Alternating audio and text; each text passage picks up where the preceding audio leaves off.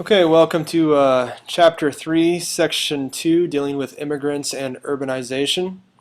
We're going to understand the reason why immigrants came to America for better job opportunities, explain the immigrants' experience upon arriving in the United States, which was harsh, identify the changes that took place in the cities in the late 19th century, which had expanded and had to improve, and describe the urban middle class, which also grew along with education. All right. So throughout history, millions of immigrants have come to America. In the first half of the 19th century, most immigrants came from Germany, Scandinavia, Ireland, North and Northwest.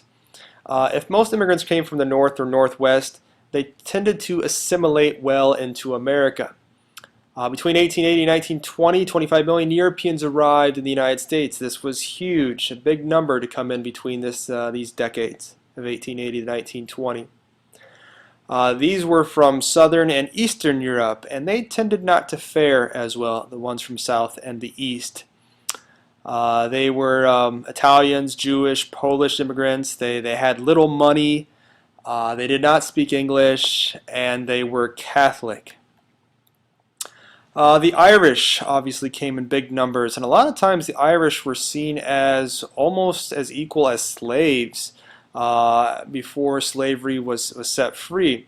They were seen as inferior. And in the 1840s, they had a bad crop. Millions of Irishmen left. Of course, they're from the north, but they are Catholic, and they were not very welcomed in the United States a lot of times. All right, push factors. Why do you come to America? Population growth. Maybe your country's getting too big, so you leave that way. Crop failures. You lose your job. Religious persecution, the government doesn't let you practice the religion that you want. Political turmoil, maybe you're controlled by a dictator, don't have many rights or freedoms.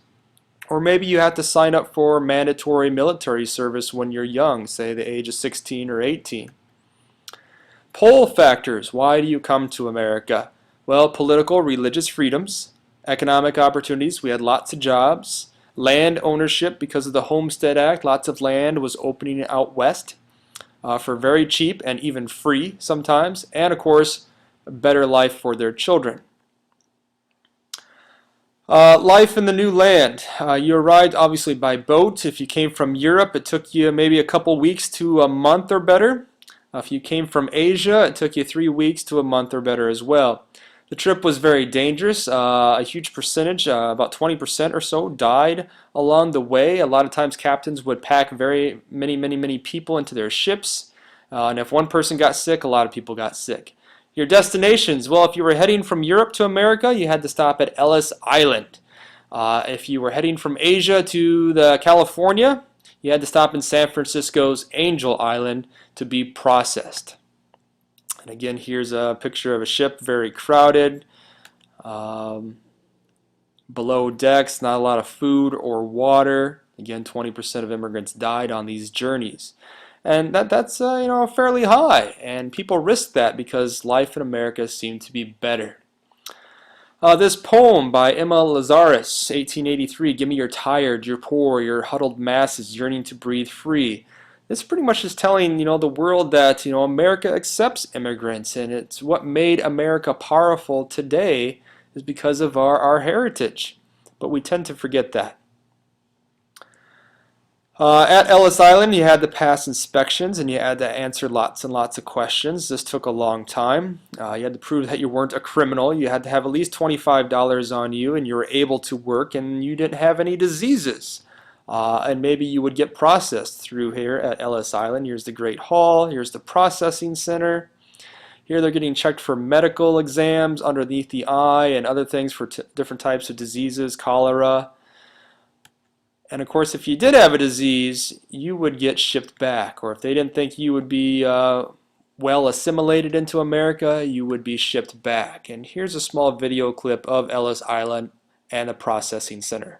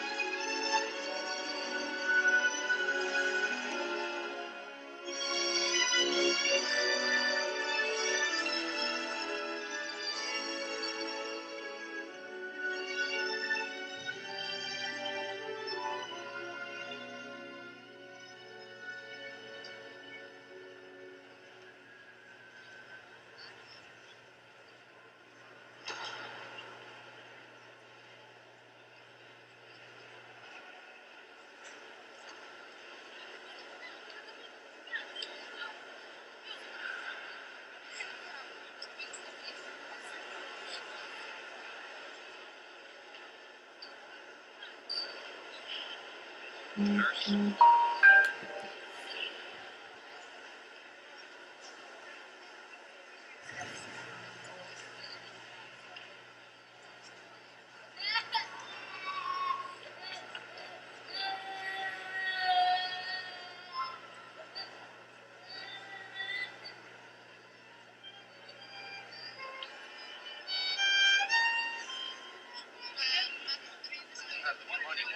Oh, nicht viel. Mein Meister ist Interpreter.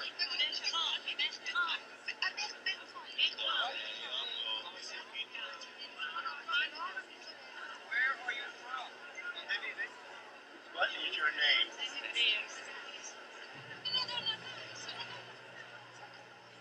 What is your name? Come on, son. What is your name? Tuo nome? Vito Andolini from Corleone. Corleone. Vito Corleone. Okay. Over there. Next. Your name.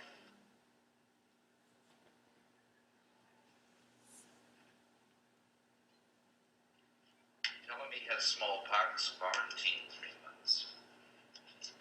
Il dottore ha detto che hai il vaiolo, devi andare per 3 mesi in quarantena all'isola Ellis.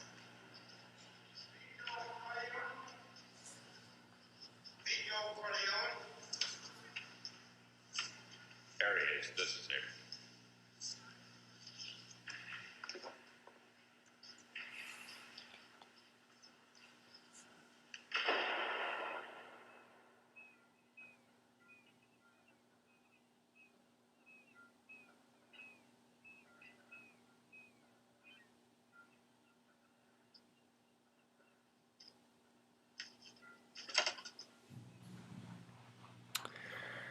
And so you would just have to stay here and be quarantined until you got better. Your destination after Ellis Island: New York, Chicago, Philadelphia, Boston, Galveston, Texas. Most people that arrived in these cities didn't leave, even though their dream was to maybe leave the cities and go to the Midwest. A lot of them just kind of stayed in the cities because they didn't have any money. So cities grew. Also, ethnic enclaves. These are where, the Irish would get together, the Italians get together, the Chinese get together, and their little own enclaves, where people speak the language, the customs, the foods and traditions, and they learn the laws. Going to the West Coast, you had 300,000 Chinese arrive in the West Coast, some looking for gold, some looking for work. Working on the railroads was huge. Since so many Chinese came over, the United States government created anti-Chinese immigration acts, which really cut immigration from Asia after 1882. If you did head to the United States from Asia, you had to stop at Angel Island in San Francisco Bay. Processing was much harder. You had to stay there for a lot longer, even maybe a year, before you were processed into the United States. Very close quarters, as you can tell, and here's a video clip of that. Looking at old photographs, Don Lee remembers how he left his village in China to join his father in America 70 years ago. The year was 1939, and he crossed the Pacific Ocean by ship with his grandfather. Like hundreds of thousands of immigrants arriving in California, his first stop was the Angel Island Immigration Station in San Francisco Bay. The whole place is really congested and full of strangers, so I was more scared than anything else, intimidated. Lee was just 11 years old when he spent a month detained on Angel Island, where he endured long hours of questioning by immigration officials trying to verify his identity. It's their job as a gatekeeper, They don't want to let you through. You have to prove yourself. Really, that's the key here. From 1910 to 1940, about 1 million immigrants from 90 countries were processed at Angel Island, sometimes known as the Ellis Island of the West. The immigration station is reopening to the public in February after a multi-million-dollar restoration. State curators are restoring the detention barracks to its historical appearance. The exhibits feature clothes, luggage, and other items from the 30-year period when the immigration station was open. We're trying to create as accurate of an experience for the visitors that they could see what it was like to actually be detained here on the island as an immigrant. Angel Island was built to help enforce the Chinese Exclusion Act and other federal laws restricting immigration. Many immigrants were detained and questioned for weeks or months before they were allowed to enter the country or deported. Many Chinese detainees carved poetry into the wooden walls to express their feelings about being held captive on the island. In a sense, Angel Island is a commentary on the kind of racist thinking that really impacted how people from Asia were treated. After a month on Angel Island, Lee joined his father and eventually graduated from UC Berkeley, became a civil engineer, ran a construction business, and raised 4 children. Many immigrants that came to America, of course, we are all immigrants, and many, contributed to what America is today. Irving Berlin wrote God Bless America, White Christmas, many songs that we know today. If you look at this political cartoon, this is kind of interesting.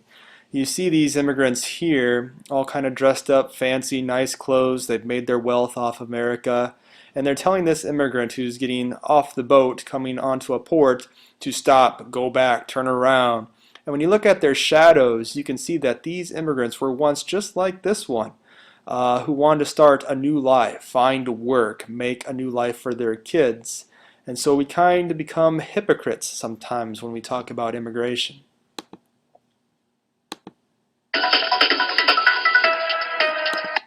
First, right now. Well, a group of activists will begin a very long journey this morning to bring attention to what they call the need for immigration reform for people already living in this country. They're going to be traveling nearly 300 miles from Sacramento to Bakersfield. The trip is going to be taking them about a month to complete. KCR3's Latifah Radaz joining us live in Sacramento now, where they are already gathering at this hour. They sure are. Good morning. They're calling themselves the Pilgrims, and they have already arrived at Our Lady of Guadalupe Church here in Sacramento. More than 14 marchers will be taken to the streets at 5:30 this morning. They say they are here to help undocumented workers become citizens, and some of the people here today are undocumented themselves. They range in age from 18 to 63 years old. The group is calling their voyage a pilgrimage for a pathway to citizenship. They held a blessing yesterday at Our Lady of Guadalupe Church in Sacramento, and they plan to walk 285 miles from here to Bakersfield. It's set to end at an event at the office of Congressman Kevin McCarthy, where they will urge him to support an immigration bill that includes a pathway to citizenship. First of all, it's a very historical movement, right? It's something that hasn't been done for a number of years now, and it's important for us to draw attention, not only for us to change the narrative about immigration and about immigrants in our nation, but also to move our representative. And the march to Kern County will end on September 2nd. The group of pilgrims will be making stops in cities along the way. They're going to be making a number of stops here in Sacramento and then head to Elk Grove and to Stockton as well. Immigration is a big thing. There's people that support it and people that are against it in our country today. We have many undocumented workers. Some of our government officials want to make it easier to make these immigrants U.S. citizens so that they have those rights. And there are some that believe that, well, these immigrants came here illegally and need to go back to their country. Here's kind of a funny video kind of dealing with one of our congressmen. But we begin tonight with Congress. A new CNN poll shows just how fed up we are with Congress. 77%